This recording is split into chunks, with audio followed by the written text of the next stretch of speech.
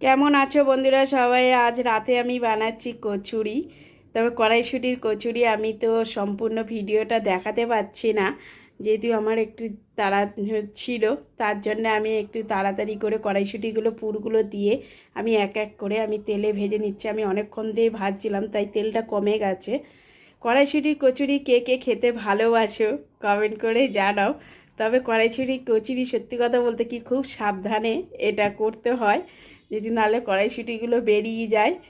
কড়াইশুঁটি কচুরি সত্যি আলুর দম আর কড়াইশুঁটি কচুরি দারুণ লাগে, খুবই ভালো একটি টেস্টি খাবার। ভিডিওটা কেমন লাগলো দেখে বন্ধুরা বলো। দেখো ফুলকো ফুলকো একদম কচুরি, তেলটা শেষ হয়ে এসেছিল, তাই আমি অল্প তেলে আমি দেখাচ্ছি কেমন হয়েছে কচুরিগুলো।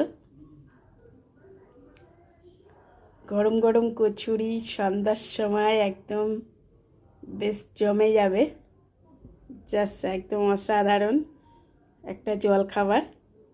এটা রাতেও হয়ে যাবে। তোমরা সবাই কেমন আছো? ভিডিওটা যদি ভালো লাগে তবে শর্ট ভিডিও কেমন লাগলো কমেন্ট করে জানাও। ধন্যবাদ, ভিডিওটা দেখার জন্য অসংখ্য ধন্যবাদ সবাইকে।